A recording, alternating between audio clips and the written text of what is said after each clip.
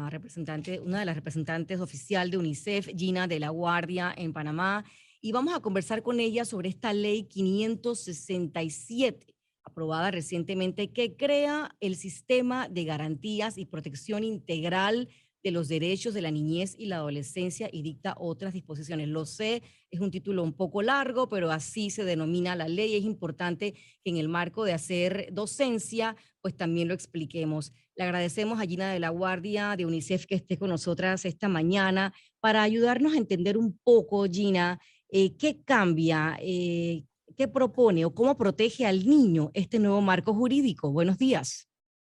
Y muy buenos días a todos aquí, a los radio oyentes y a las distinguidas periodistas y a los colegas de la Radio Panamá. Muchas gracias por la invitación. En nombre del Fondo de las Naciones Unidas para la Infancia, pues nos complace mucho poder felicitar al Estado panameño de haber aprobado, por lo menos en tercer debate, la ley de garantía y protección de los derechos de los niños, niñas y adolescentes. Es un marco normativo importante, muy relevante para Panamá, que constituye una deuda histórica que tenía el país con el reconocimiento y el cumplimiento de los derechos de la niñez y la adolescencia. De hecho, pues habíamos sido objeto de en distintos periodos, observaciones del Comité de los Derechos del Niño para que Panamá adoptara un marco normativo de esta naturaleza. Es uno de los últimos países de América Latina, ya nada más queda Haití. Y bueno, Chile, que tiene distinta normativa, pero no un marco normativo como tal per se del sistema de protección, y Haití, que no han aprobado este tipo de normativa. El resto de los países de América Latina ya cuentan con este marco normativo desde hace muchos años. Bueno, esta norma nos permite a nosotros reorganizar. O sea, el objetivo de la norma aprobada es la reorganización de las instituciones y de sus funciones para mejorar y lograr un mayor alcance para la protección de los niños, niñas y adolescentes. Hay distintas instituciones que prestan servicios a las familias, a la comunidad en general y por ende a los niños, niñas y adolescentes. Está el Ministerio de Desarrollo Social, el Ministerio de Trabajo, está en Vivienda, está la CENIAF, que es una secretaría específica para los temas de derechos de niños y adolescencia, está el Instituto Nacional de la Mujer.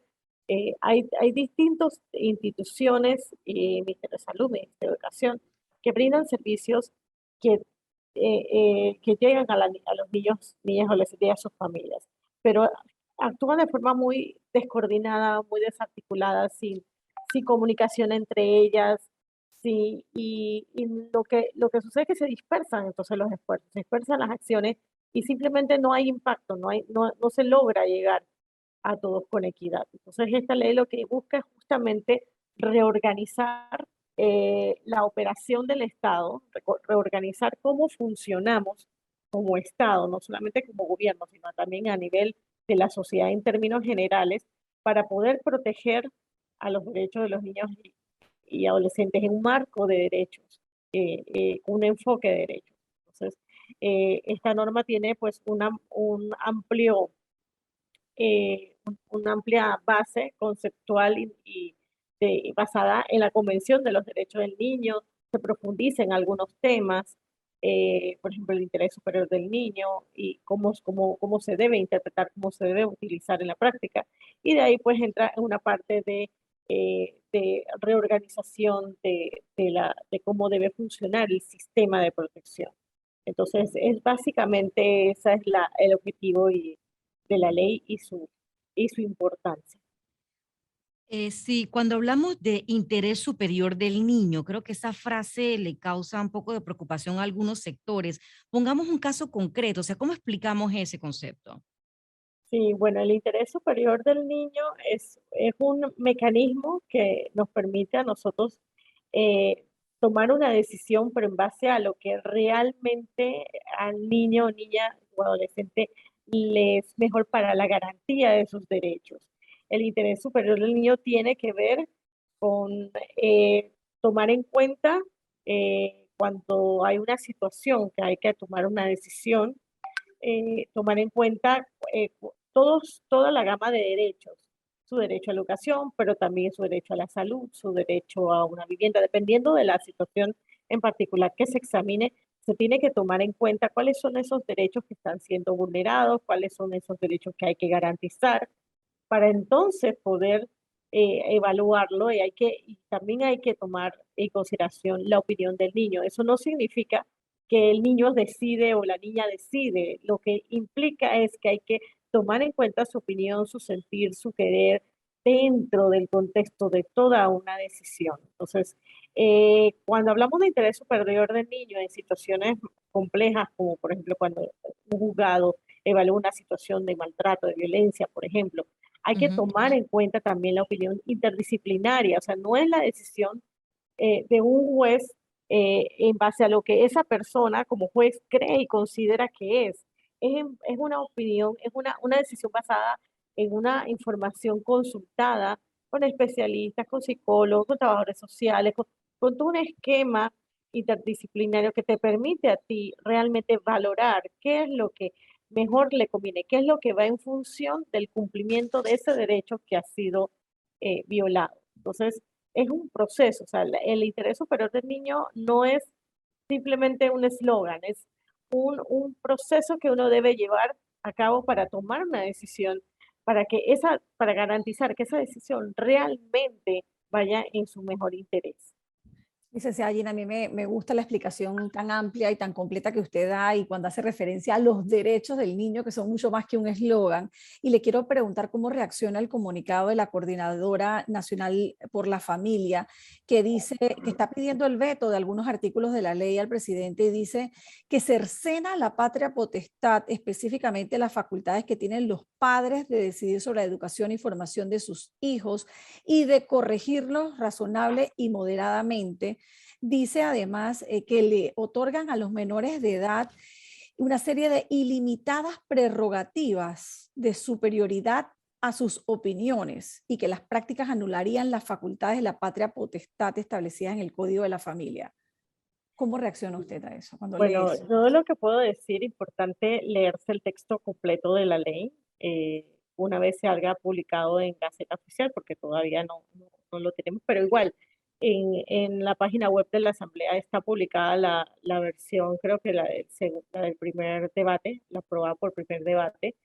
Importante saber que dentro de la misma normativa de la ley del sistema de garantías se establece el derecho de los niños a que sus padres, a vivir en familia y a que sus padres lo sean justamente el círculo protector, o sea, su familia de origen sea su primer círculo de protección.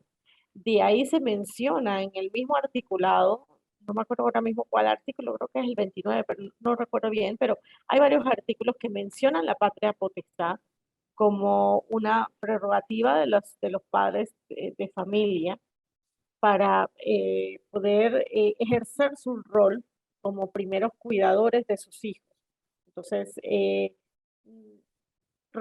realmente los padres mantienen esa toma de decisión. Lo que hace la norma es que orienta a los padres a tomar la decisión, cuidando y velando siempre porque esa decisión sea en el mejor interés de sus hijos.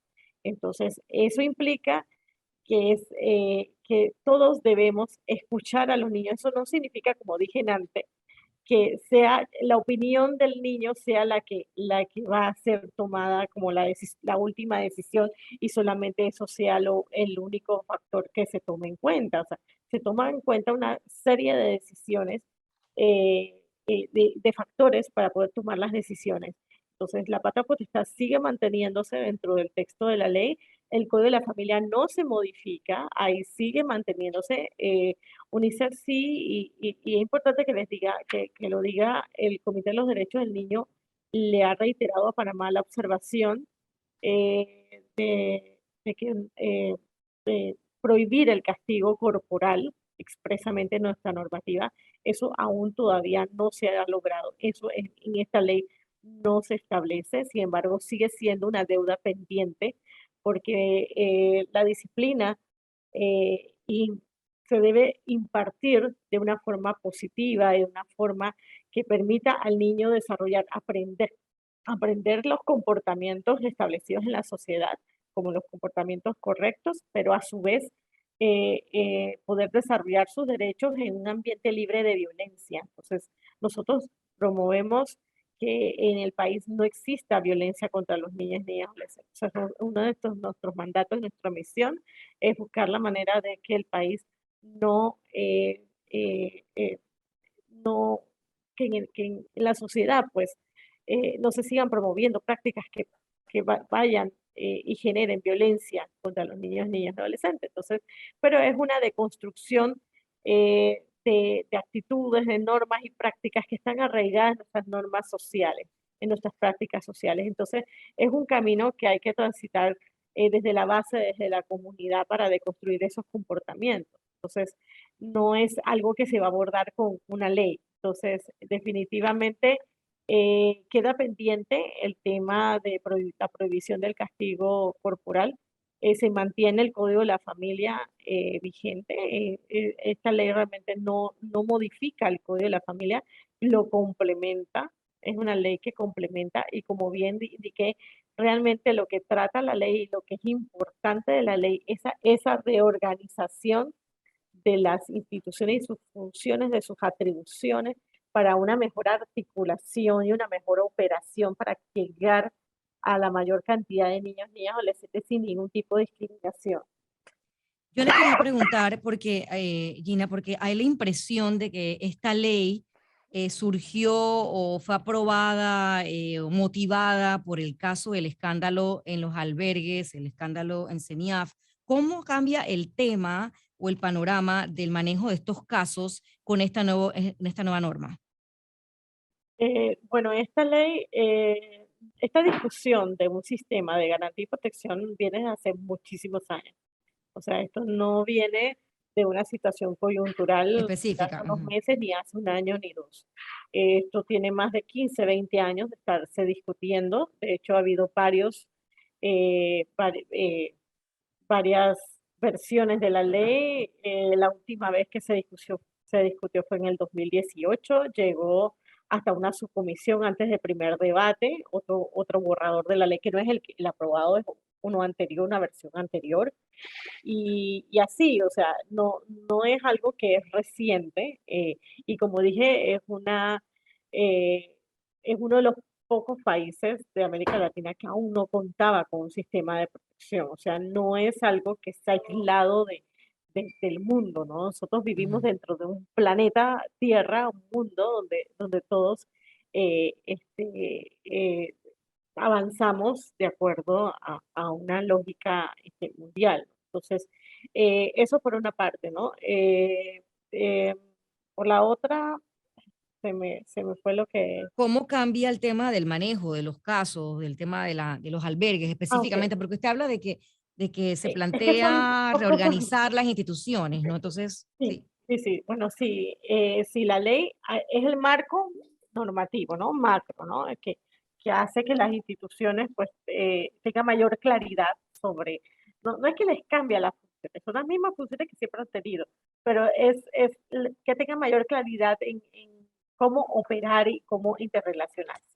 Eso ya aterrizado a la vida práctica va a Ujú. contribuir a que se establezcan planes, programas, políticas de gestión. En este caso sería gestión de casos, que ya es como la entidad aborda esa gestión de casos para evaluar cada situación de cada niño en particular cuando se le ha vulnerado algún derecho, ¿no? Entonces, para nosotros es importante que esta ley vaya conectada a un desarrollo de servicios básicos comunitarios integrados a nivel de la comunidad, que nos permita a nosotros no tanto atender, sino prevenir. O sea, necesitamos justamente, y esta norma también nos ayuda a crear todo un sistema de apoyo institucional, interinstitucional, intersectorial y con colaboración y participación de organizaciones sociales para mejorar tanto la oferta de servicios que ya se están dando, como para también integrar nuevos servicios y nuevas acciones de prevención, prevención de la violencia, prevención de la separación del vínculo familiar. Justamente lo que busca esta ley es preservar ese núcleo familiar, preservar esa unidad familiar, que es el primer entorno, el primer círculo de protección de todo niño o niña, es su familia. Entonces necesitamos fortalecer a la familia, fortalecer su entorno comunitario, donde viven, ahí in situ, en terreno, para poder entonces prevenir estas situaciones y que sean menos los casos que lleguen y sean más manejables y que sea más fácil la gestión de casos. Entonces, es realmente el enfoque es hacia la prevención de estas situaciones y la mejora entonces de los servicios que se brindan a nivel comunitario. Eso es una tarea pendiente. La ley te permite, te brinda ese marco de actuación, pero ahora el Estado tiene que invertir en trabajar para el desarrollo de esos servicios de prevención a nivel comunitario, a nivel del corregimiento, a nivel del barrio. Ahí tiene que llegar esa ejecución, esa implementación de la ley a nivel local y comunitario. Usted sabe, Gina, que tanto Mirna como yo tuvimos la oportunidad de escuchar una presentación que usted tuvo en la Ciudad del Saber recientemente, cuando se presentó la película Plaza Catedral. Y me gustó mucho su presentación porque usted hizo un diagnóstico bastante completo de la situación de la niñez en Panamá. Y es que cuando hablamos de la niñez en Panamá puede sonar a un grupo igual, muy heterogéneo, muy que tiene condiciones similares, pero es que hay varios tipos de niños en Panamá. Lamentablemente, no todos gozan de la misma calidad de vida, de los mismos derechos, por lo menos no los pueden vivir de esa forma. Todos los tienen, pero no se les respeta de la misma forma. A mí me gustaría que usted pudiera hacer un recuento rápido, porque no tenemos tanto tiempo, de esa situación de la niñez panameña, para que tal vez nuestros oyentes entiendan por qué es tan importante esta ley que se aprobó. Sí, bueno, sí, gracias Alexandra por la pregunta. Bueno, todos los niños, niñas y adolescentes tienen derechos y están reconocidos en todos los tratados internacionales de derechos humanos y en específico en la Convención sobre los Derechos del Niño. El punto es que no los reconocemos como tales. O sea, partiendo y saliendo de allí, lo importante es reconocer que todos los niños, niñas y adolescentes son seres humanos, son personas y tienen derechos, empezando por allí. Bien, en cuanto a la situación y el contexto, tenemos que entre el año 2012 al 2018, alrededor un poco más de 50.000, estoy redondeando cifras, ¿no? Porque para no Ujú. hablar de cifras muy exactas, ¿no? Mi memoria no me alcanza para ello, ¿no? Pero tenemos más de 50.000 niños y niñas adolescentes que han sido atendidos en los juzgados de niñez y adolescencia a nivel nacional. ¿Por qué situaciones? Por situaciones de abandono, descuido, negligencia, maltrato, abuso, y se ha verificado un aumento sostenido alrededor de 1.000 niños cada año, por año, desde el 2015. O sea, todos los años hay 1.000 niños más y más y más y se van sumando más y más. Alrededor de la mitad de los niños y niñas han sido víctimas de algún tipo de disciplina violenta en el hogar, según la encuesta mixta. Ya esta encuesta tiene algunos años, es del 2013, pero es importante esta cifra. Estamos hablando de la mitad de los niños que reportaron en esa encuesta que fue realizada por el INEC. Y alrededor de 15.000 mujeres, y esto yo creo que esto se ha hablado en distintos foros, alrededor de 15.000 mujeres denuncian ser víctimas de violencia doméstica todos los años. Y la violencia sexual contra las niñas específicamente reporta un aumento igualmente sostenido. Hay de 3.000 a 5.000 casos, denuncias de niños, niñas y adolescentes de haber sufrido abuso sexual, y alrededor del 91% de niñas y adolescentes son niñas, son mujeres, son niñas y adolescentes mujeres. A Y, partir del año 2018 se ha dado un aumento del 5 al 7% en embarazos adolescentes. Antes venía un decrecimiento de las cifras, sin embargo, del 2018 hasta el 2020 se aumentó del 5 al 7. El 53% de los casos de embarazos en adolescentes en menores de 14 años, y esto es importante, menores de 14 años implica que son considerados por la ley como casos de violación sexual. Los casos de embarazo adolescente, que son producto de violación sexual, corresponden a niñas de la etnia indígena, principalmente Nove. encontramos, no tenemos cifras sobre temas de discriminación, pero encontramos y en la práctica mucha discriminación contra los adolescentes afropanameños en distintos contextos y hemos recibido observaciones del Comité de los Derechos del Niño en ese sentido de ir trabajando los temas de discriminación. Gina, y ya para terminar, yo creo que va a ser importante también, tanto para UNICEF como para todas las entidades involucradas en esta nueva ley 567 que establece este nuevo marco jurídico en favor de la niñez y de la adolescencia. Va a ser importante, y estoy segura que coincide, en la labor de divulgación, de explicar realmente en qué consiste. Lo decía usted, no anula el código de la familia, lo complementa, y eso es importante que quede claro también. Pero hay un comentario de un padre que me dice lo siguiente, y ya para cerrar, yo sé que usted lo dijo, pero él dice, el niño va a poder decidir por encima de lo que diga el padre, la patria potestad queda anulada. Yo quiero que usted No es, termine la idea para que le dé claramente a esa persona que, como esta persona que me la transmite, tendrán otros padres también las mismas dudas, ¿no? no, eso no es cierto. La patria potestad se mantiene y como dije, en la familia, específicamente la familia de origen, mamá, papá, si existen dentro de su familia, porque hay distintos tipos de familia, pero pensando en la familia nuclear tradicional, papá, mamá e hijo, los padres son su primer círculo de protección. Dentro de ese círculo de protección, el padre y la madre tienen el deber de garantizar el ejercicio de los derechos de cada de sus hijos en plenitud y en su amplitud. Dentro de ese deber se ejerce la patria potestad. Entonces la patria potestad se mantiene allí, se mantiene, se garantiza. El padre es el que va a tomar sus decisiones escolares, que va a decidir a qué escuela va a estudiar y que va a estar pendiente de que en su escuela les brinden la atención que requiere, cuando va a un médico, que reciba la calidad de la atención que su hijo requiere. O sea, los padres van a seguir manteniendo esa toma de decisión sobre todo lo importante de sus hijos. Se promueve y se considera que es importante que escuchen a sus hijos cuando van a tomar una decisión. Pero nadie va a estar en la casa metido y diciéndole al papá, mira, tienes que valorar esto, tienes que valorar aquello. No, es una cuestión que cada uno ejerce dentro de su familia como lo mejor lo considera y toma las mejores decisiones en base al bienestar de sus hijos, ¿no? El Estado interviene es cuando hay una situación de vulneración de derechos, una situación de violencia. Si hay maltrato, el Estado va a intervenir porque hay un maltrato al niño. Si hay una situación de negligencia, el niño fue dejado solo en una casa y la casa se incendió, hay una situación donde el Estado tiene que intervenir.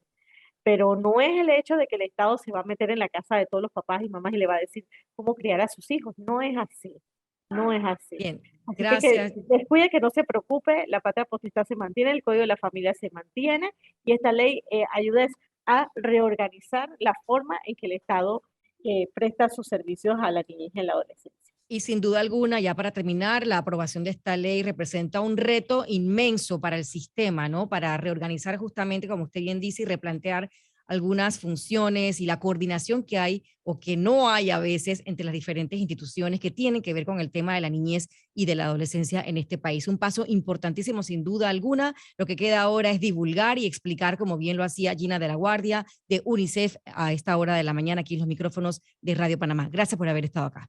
Okay.